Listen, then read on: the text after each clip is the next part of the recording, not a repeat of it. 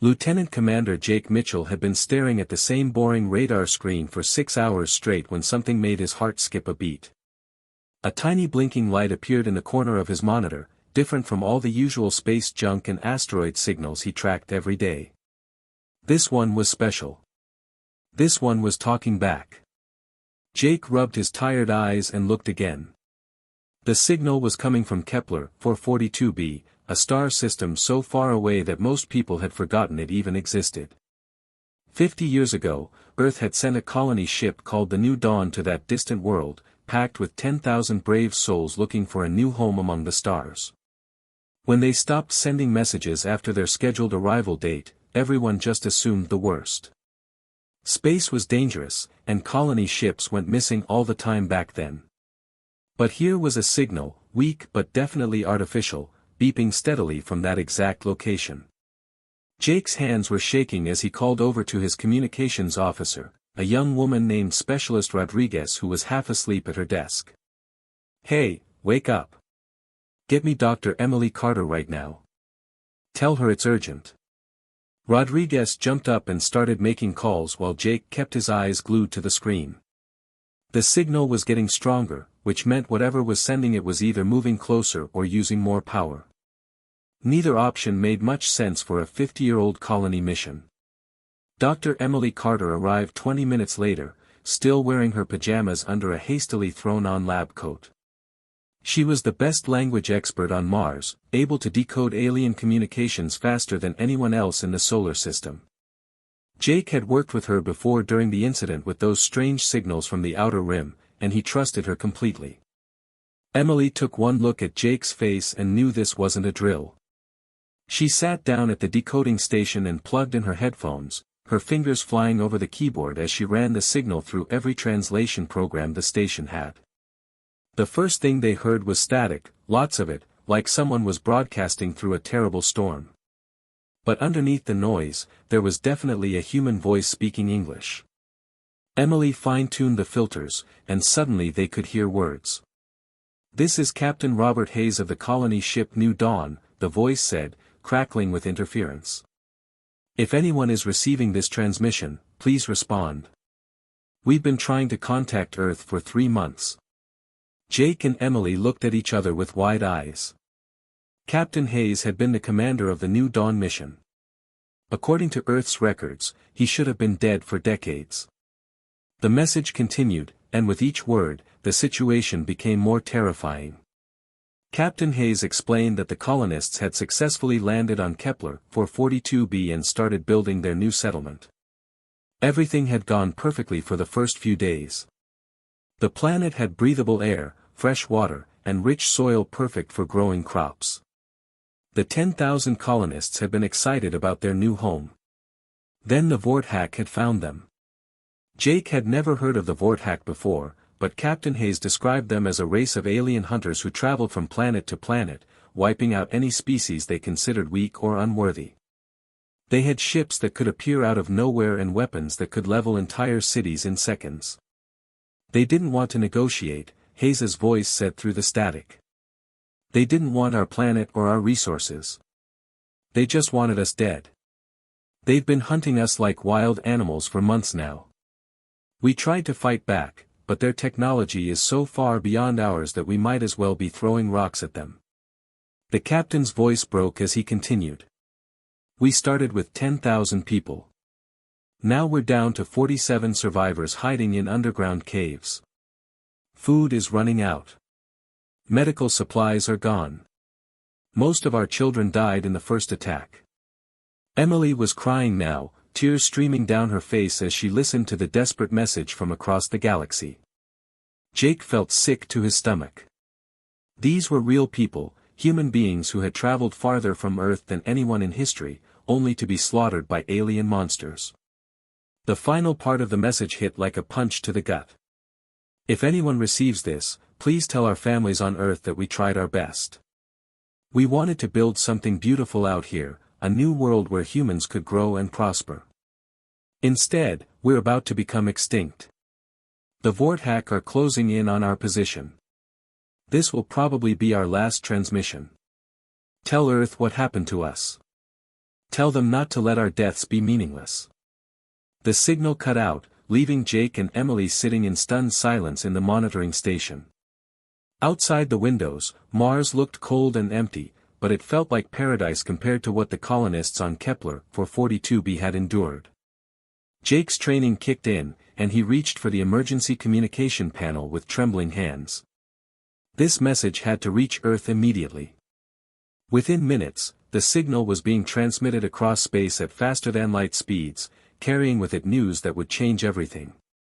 On Earth, Admiral Thomas Kane was enjoying a peaceful day of fishing at his cabin in the mountains of Montana when his secure communicator started buzzing with the highest priority alert level. Kane was an old soldier who had fought in 3 different wars and seen more death than any person should have to witness. He had retired to the mountains hoping to find some peace in his final years. But as he read the decoded message from the new dawn, Kane's weathered face transformed into something cold and dangerous. The peaceful old fisherman disappeared, replaced by the warrior who had once been called the most feared military commander in human history. Kane looked up at the stars and made a silent promise to the dead colonists of Kepler 442b. Earth was about to remember why it had spent centuries building the most powerful military force in human history. The Vortak had made the biggest mistake of their lives by attacking innocent human civilians. War was coming. President Lisa Adams had been in office for 6 years, but she had never faced a decision like this one. She stood at the head of the massive conference table in the Emergency Defense Council chamber, surrounded by the most powerful military leaders on Earth. The room was so quiet you could hear people breathing as she looked down at the decoded message from the New Dawn colony. Her hands weren't shaking, even though inside she felt like her heart was being ripped apart. 47 people. That's all that remained of 10,000 brave souls who had traveled across the galaxy to build a new life. 47 humans hiding in caves, waiting to die because alien monsters thought they were fun to hunt. Lisa looked up at the faces around the table. These were the people who would have to carry out whatever decision she made in the next few minutes. Admiral Thomas Kane sat to her right, his weathered face showing no emotion but his eyes burning with barely controlled fury. General Michael Brooks was reviewing tactical reports on his tablet, already planning for war before the order was even given. Defense Secretary Patricia Williams was pale but determined, knowing that whatever happened next would change human history forever. "Ladies and gentlemen," Lisa said, her voice carrying clearly through the silent room, "I am authorizing Protocol Omega. As of this moment, humanity is at war." The words hung in the air for a few seconds before the room exploded into controlled chaos. Protocol Omega was something that had been planned for decades but never used. It meant total war, complete military mobilization, and the awakening of humanity's true power. Every single military asset that Earth possessed would be activated and sent to destroy whoever had threatened human lives.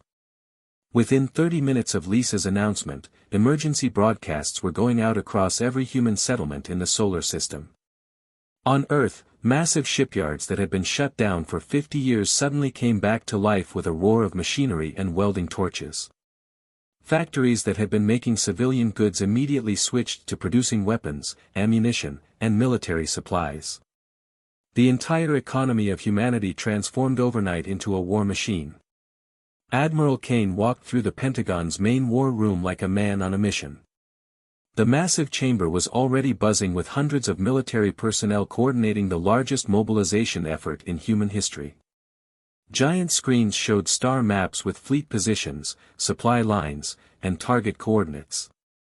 The room smelled like coffee and determination as people worked around the clock to prepare for humanity's revenge. General Brooks looked up from a tactical display as Kane approached. Brooks was younger than the admiral, but he had earned his position by being one of the smartest strategic minds in the military. Right now, he looked worried. "How long until the fleets are ready?" Kane asked, cutting straight to the point like he always did. Brooks wiped sweat from his forehead before answering. 72 hours for the first wave, sir. We can have 12 battle cruisers and their escort ships ready to jump by then. But Tom. Brooks paused, using Kane's first name because they had been friends for 20 years. We haven't fought a real war in decades. The Vorthak have supposedly conquered entire star systems. Their technology might be way beyond ours. Kane's response made everyone within earshot stop what they were doing and listen. His voice was quiet, but it carried the promise of death and destruction that had made him legendary during the corporate wars decades earlier. Then they're about to learn what happens when you make humanity angry. The room went silent for a moment as people absorbed what Kane had just said. Then everyone went back to work with renewed energy, knowing that they were about to unleash something the galaxy had never seen before. Meanwhile, 240,000 miles away on the moon, Lieutenant Amanda Price was having the most interesting shift of her career. Price worked at the Luna Communications Facility, monitoring radio transmissions from across the galaxy. Most days, her job was incredibly boring, listening to routine messages between alien trading ships and diplomatic communications between different planetary governments. But today was different. Today, the aliens were panicking. Price put on her headphones and started recording as she listened to frantic conversations between members of something called the Galactic Council. She had heard of them before but never paid much attention because they rarely mentioned humans in their communications.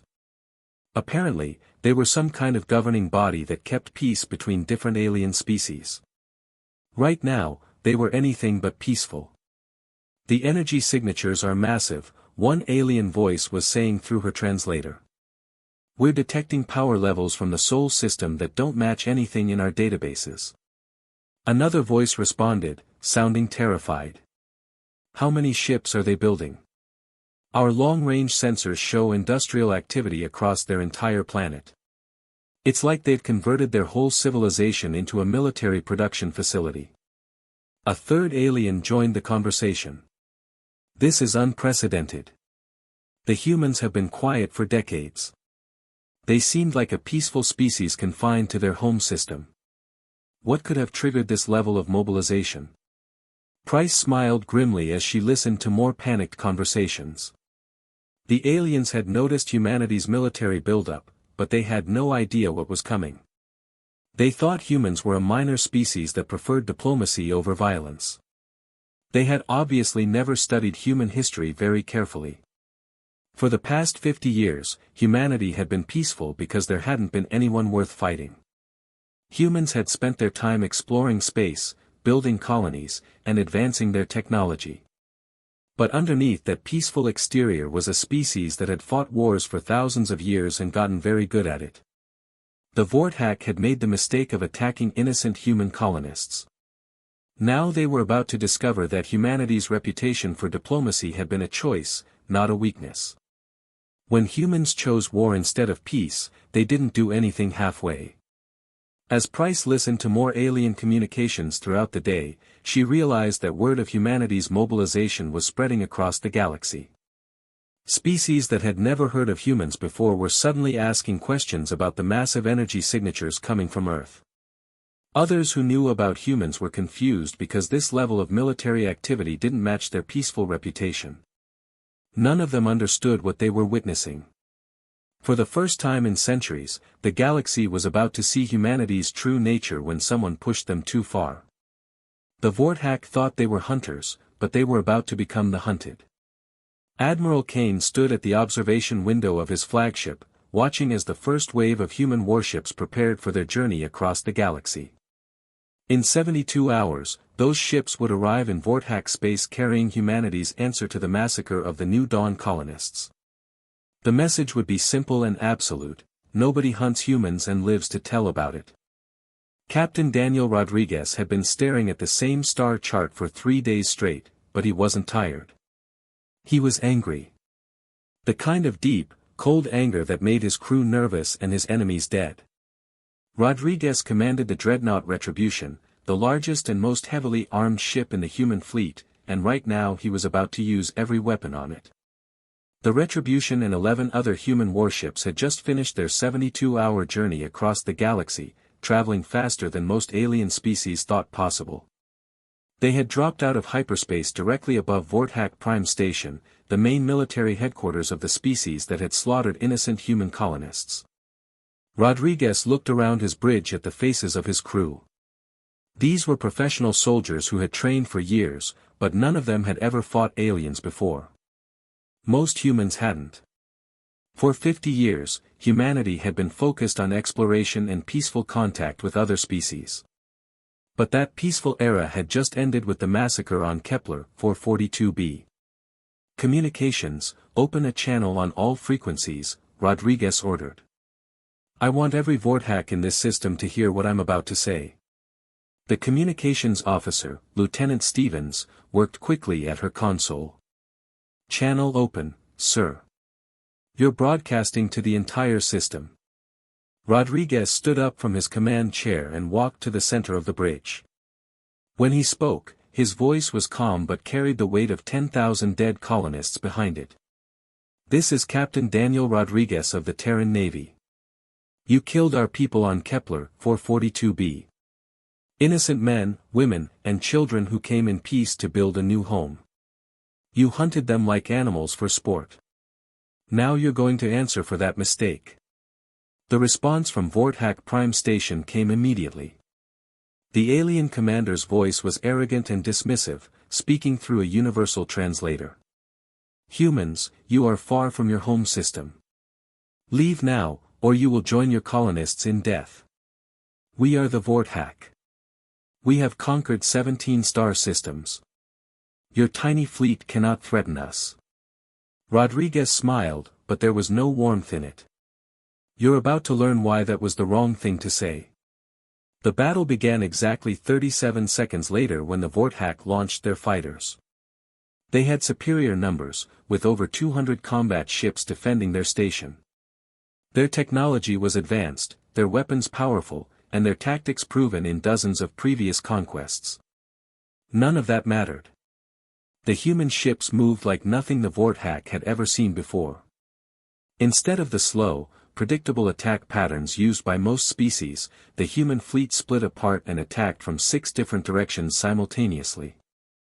Their weapons weren't just more powerful than expected, they were designed with a terrifying understanding of exactly how to cause maximum damage to Vorthack ships. Rodriguez watched the tactical display as his ships tore through the enemy formation. Weapons, target their command center. I want that station crippled but not destroyed. We need survivors.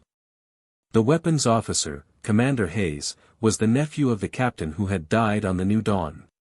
His voice was steady as he replied, targeting their main reactor, sir. This should disable their shields and weapons without killing everyone inside. The Retribution's main guns fired, sending streams of superheated plasma directly into the heart of Vorthack Prime Station. The massive structure shuddered and went dark as its power systems overloaded. Secondary explosions rippled along its hull, but the station held together. Meanwhile, the rest of the human fleet was systematically destroying every Vorthack warship in the system. The aliens fought bravely, but they were completely outmatched. Human tactics were unpredictable and brutal, designed by a species that had spent thousands of years perfecting the art of war against other humans. 17 minutes after it began, the battle was over. Vorthack Prime Station was a floating wreck, powerless and defenseless. Every single ship in their defense fleet had been reduced to scrap metal drifting in space. But true to Admiral Kane's orders, Rodriguez had made sure there were survivors. Communications, patch me through to the station, Rodriguez ordered. I have a message for whoever's still alive in there. When the channel opened, Rodriguez's voice was calm and professional. Attention Vorthack survivors. Your military forces in this system have been eliminated. Your station is disabled. You have exactly 1 hour to evacuate to your escape pods before we finish the job. Use that time wisely. Contact your homeworld and tell them what happened here. Tell them that humanity is coming for everyone who was involved in the Kepler 442b massacre. 3,000 light-years away, Admiral Kane stood on the bridge of his flagship, studying reports from similar attacks happening across Vorthack space. 12 human fleets had struck 12 different Vorthack military installations simultaneously. Every single attack had been a complete victory for humanity. Kane's intelligence officer, Commander Jennifer Walsh, approached with a worried expression on her face. Walsh was one of the smartest people in the human military, and she understood the bigger picture better than most. "Sir, we're getting communications from the Galactic Council. They're demanding that we cease all hostilities immediately. They're threatening to impose economic sanctions on Earth if we don't stop attacking the Vortak." Kane read the official message on his tablet, then looked up at Walsh with an expression that made her take a step backward. When he laughed, it was a sound completely without warmth or humor. "Let them come," Kane said quietly. "Let the Galactic Council try to stop us. They'll learn the same lesson the Vortak are learning right now. Humanity doesn't negotiate when our people have been murdered. We don't accept apologies. We don't forgive. We eliminate threats." Walsh nodded, but she still looked concerned. "Sir, some of the council members are saying we're being too aggressive. They claim the Vortak didn't know they were attacking a species under galactic protection." Kane's response silenced every conversation on the bridge. The Vortak knew exactly what they were doing when they slaughtered 10,000 innocent humans. They thought we were weak because we chose peace over war for 50 years. They thought wrong. Kane walked to the main tactical display, which showed Vortak space as a three-dimensional map dotted with red markers indicating human fleet positions. "Send a message to all our ships. No negotiations. No prisoners except for intelligence purposes. No mercy. The Vortak wanted to be hunters. Now they get to find out what it feels like to be prey." News of the human attack spread across the galaxy faster than the speed of light. Alien species that had never heard of humanity before were suddenly asking urgent questions about the mysterious species from the Sol system. Others who thought they knew humans were shocked by the brutal efficiency of the attacks.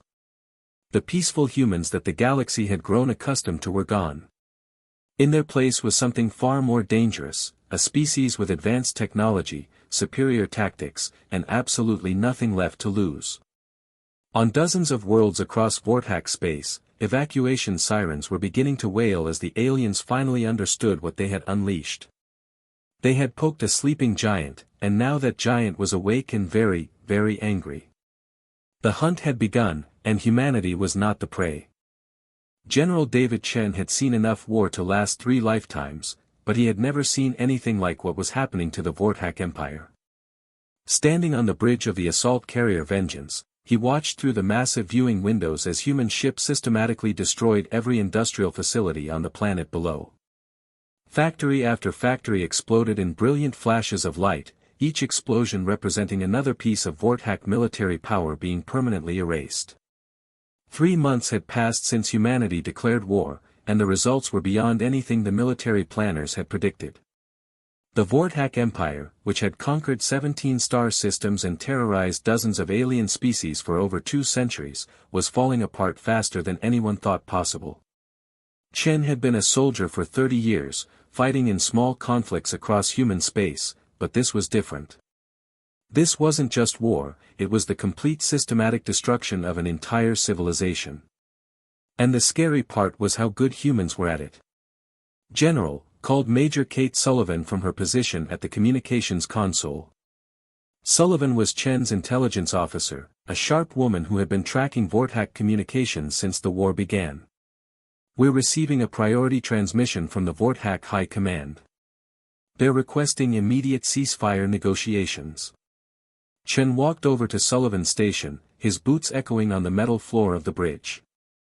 Around them, dozens of officers were coordinating the ongoing assault on Vortak industrial targets. The air hummed with quiet efficiency as humanity's war machine continued its relentless advance. "What exactly are they saying?" Chen asked. Sullivan adjusted her headset and read from her screen. "They're offering unconditional surrender, sir. Complete capitulation. They're willing to abandon all conquered territories, pay massive reparations, and submit to any terms we demand. They're begging us to stop the attacks." Chen's response was immediate and cold. "Denied. Admiral Kane's orders are crystal clear. Complete annihilation. No negotiations, no surrender, no mercy." Sullivan looked uncomfortable, which was unusual for someone who had seen as much combat as she had. "Sir, with respect, they're talking about surrendering their entire empire. Billions of Vorthak civilians are fleeing their homeworlds. Some of our allies in the Galactic Council are saying we've made our point." Chen turned to face the Major directly. "Major, do you remember the recordings from the New Dawn colony? Do you remember Captain Hayes begging for mercy as the Vorthak hunted down human children for sport?" Sullivan nodded silently. "The Vorthak had plenty of opportunities to show mercy," Chen continued. "They chose to hunt our people like animals instead. Now they get to experience what it feels like to be on the receiving end. Admiral's orders stand. We continue the attack." Back on Earth, President Lisa Adams was facing the most difficult diplomatic crisis in human history. The Oval Office had been converted into a war room, with military advisors and communication equipment taking up every available space. Adams had barely slept in weeks as she coordinated humanity's first interstellar war. A soft chime indicated an incoming priority communication. Adams looked up from her briefing documents to see her Secretary of State, Patricia Williams, approaching with a worried expression. "Madam President, the Galactic Council Ambassador is here for an emergency meeting. He says it's urgent." Adams nodded and straightened her jacket. "Send him in." The Galactic Council Ambassador was a tall, thin creature that looked vaguely like a cross between a bird and a reptile. His species had been mediating conflicts between different alien civilizations for over 1,000 years. Right now, he looked terrified. "President Adams," the ambassador said through his universal translator, his voice crackling with desperation. "I come before you on behalf of 43 member species of the Galactic Council. We are begging you to show mercy to the Vorthak. They have learned their lesson. This level of destruction is unprecedented in galactic history." Adams listened politely, her face showing no emotion. When the ambassador finished speaking, she leaned back in her chair and considered her words carefully. What she said next would be quoted in history books for thousands of years. "Ambassador," Adams said quietly, "the Vorthak showed no mercy to our colonists on Kepler 442b. They hunted innocent human families for sport. They killed children. They turned what should have been humanity's greatest peaceful achievement into a massacre. The Vorthak will receive exactly the same consideration they gave to our people, which is to say they will receive none." The ambassador's feathers ruffled in distress. "But President Adams, surely you understand that total annihilation is not the answer. There must be some way to resolve this conflict that doesn't involve the complete extinction of an entire species." Adams stood up from her desk and walked to the window overlooking the White House gardens. Outside, she could see construction crews working around the clock to build new military facilities. The entire planet had been transformed into a war machine, and there was no going back. "Tell me, Ambassador," Adams said without turning around, "when the Vorthak were conquering other species, did the Galactic Council intervene? When they were enslaving entire populations and hunting civilians for entertainment, where was this concern for mercy?" The ambassador was silent. "The Vorthak had 2 centuries to learn how to coexist peacefully with other species," Adams continued. "Instead, they chose to become predators. Now they've discovered that humanity is a much better predator than they ever were. The war continues until every last Vorthak military asset is destroyed." Meanwhile, in the Vorthak home system, Captain Steve Johnson was witnessing the end of an empire. Johnson commanded a battle group of 20 human ships that had been assigned to blockade the Vorthak homeworld. For the past month, he had watched as millions of Vorthak civilians fled their planet in whatever ships they could find. "Captain," reported his tactical officer, Lieutenant Commander Davis, "the last Vorthak government officials have evacuated the capital city. Long-range sensors show massive refugee convoys heading for the Outer Rim territories." Johnson nodded grimly. The Vorthak were finally understanding what they had unleashed when they attacked human colonists, but their understanding had come far too late. Humanity's response had been swift, brutal, and absolutely without mercy. "Sir," Davis continued, "we're receiving reports from other human fleets across Vorthak space. Enemy resistance has completely collapsed. Most of their military units are surrendering without firing a shot. Some are actually helping evacuate their own civilian populations. Johnson looked out at the planet below, which had once been the center of a mighty interstellar empire. Now it was nearly empty, its cities dark, its factories destroyed, its population scattered to the winds. In 3 months, humanity had reduced the Vorthack from galactic conquerors to homeless refugees. The really terrifying part was how easy it had been. News of humanity's campaign spread throughout the galaxy like wildfire. Alien species that had spent centuries fearing the Vorthack were now watching in amazement as humans systematically dismantled their entire civilization. Some were impressed by humanity's military capabilities. Others were horrified by their ruthlessness. But everyone understood the message: the peaceful humans that the galaxy had grown accustomed to were gone forever. In their place was something far more dangerous, a species that could switch from diplomacy to total war without warning. The Vorthack had learned too late that humanity's previous reputation for peace had been a choice, not a weakness. Now the entire galaxy was learning the same lesson. Admiral Thomas Kane stood alone on the observation deck of his flagship, the Retribution, staring out at what remained of the Vorthack home system. 6 months ago, this had been the heart of a mighty empire that controlled 17 star systems and terrorized half the galaxy. Now it was nothing but empty space dotted with the twisted wreckage of dead worlds. Kane was 73 years old, and he had seen more war than any human should have to witness. But even he was struck by the completeness of what humanity had accomplished. The Vorthack Empire hadn't just been defeated. It had been completely erased from existence, wiped out so thoroughly that future generations would only know them as a cautionary tale. Floating in the darkness around Kane's ship were dozens of automated defense platforms, each one the size of a small building and bristling with weapons.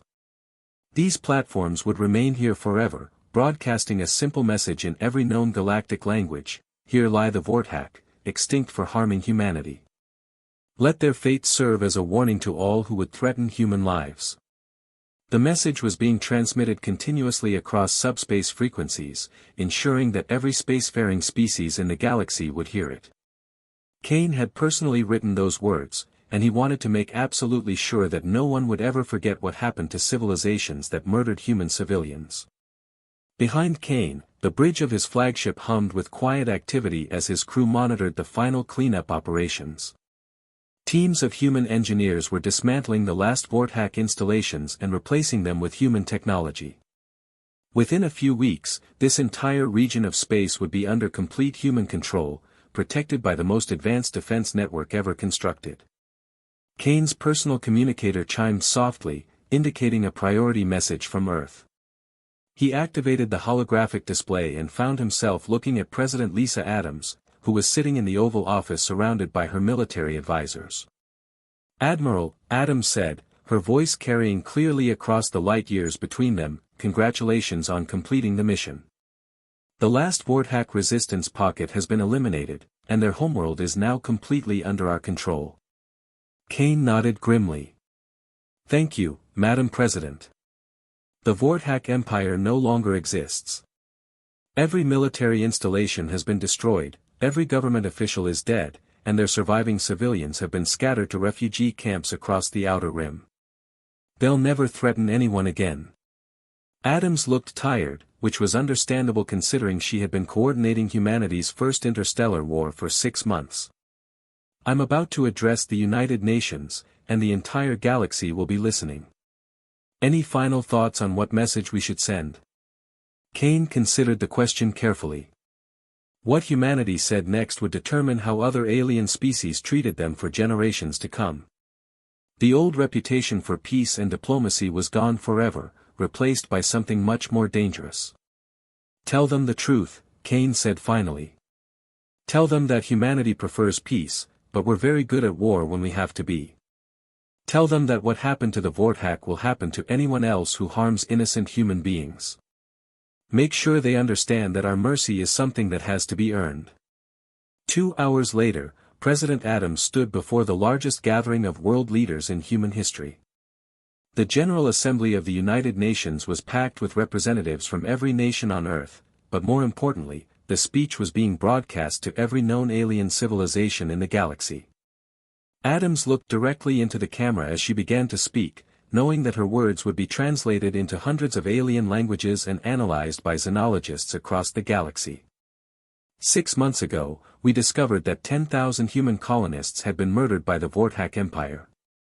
These were innocent men, women, and children who had traveled across the galaxy in search of a new home. They came in peace, carrying no weapons, threatening no one. The Vortak hunted them down and killed them for sport. Adams paused, letting the weight of those words sink in before continuing. Today, the Vortak Empire no longer exists. Their civilization has been completely eliminated as a direct result of their decision to murder human civilians. Let this serve as notice to all alien civilizations: humanity desires peace above all else, but we are fully capable of war when necessary. The president's next words would be quoted in alien history books for thousands of years. We gave the Vortak exactly the same mercy they showed our colonists, which is to say we gave them none. Any species that threatens human lives in the future can expect the same treatment. Meanwhile, in the former Vortak territory, Captain Mark Taylor was setting up humanity's new defensive perimeter. Taylor had been promoted to command the Terran Defense Network, a massive military installation that now covered the space once controlled by the Vortak Empire. Taylor's flagship, the Defender, was positioned at the center of what had once been the Vortak capital system. Around him, hundreds of human ships patrolled the area, ensuring that no hostile forces could approach human space without being detected and destroyed. His orders from Admiral Kane had been simple and terrifying: monitor all traffic in this region. Any species that shows hostile intent toward human interests gets exactly one warning. After that, they join the Vortak. Taylor understood what that meant. The Vortak had become humanity's example to the rest of the galaxy. Their complete extinction served as proof that humans were not the peaceful, harmless species that many aliens had believed them to be. The galaxy had a new apex predator, and everyone knew it. Over the following months, alien governments across the galaxy began changing their policies toward humanity. Trade agreements that had been stalled for years were suddenly approved overnight. Diplomatic disputes that had dragged on for decades were resolved in humanity's favor within weeks. No one wanted to risk becoming the next example of what happened when you crossed the human race. Some alien species were angry about humanity's actions, claiming that the complete extinction of the Vortak was excessive and barbaric. But they kept their complaints to themselves, because they had seen what happened to the last species that underestimated human military capabilities. Others were impressed by humanity's efficiency and began reaching out to establish stronger diplomatic ties. They understood that having humans as allies was much safer than having them as enemies. Deep in space, automated beacons continued broadcasting humanity's final message to the Vortak Empire: you have been judged and found wanting. Your species is extinct by human hands. Let this serve as an eternal reminder that humanity protects its own. The message would continue broadcasting for thousands of years, ensuring that future generations would never forget the lesson: humanity's mercy was something that had to be earned through respect and peaceful intentions. Those who chose violence against human civilians would face complete and absolute destruction. Admiral Kane, now approaching retirement for the second time in his life, looked back on the war with mixed emotions. The Vortak had deserved their fate, but the ease with which humanity had wiped them out was sobering. It reminded him that humans were capable of terrible things when pushed too far. But as he watched human colonies being established in former Vortak territory, filled with families looking for new opportunities among the stars, Kane knew that the war had been necessary. The galaxy was now a safer place for human civilization, and that was worth whatever moral complications came with it. The age of peaceful humanity was over. The age of humanity as the galaxy's dominant military power had begun.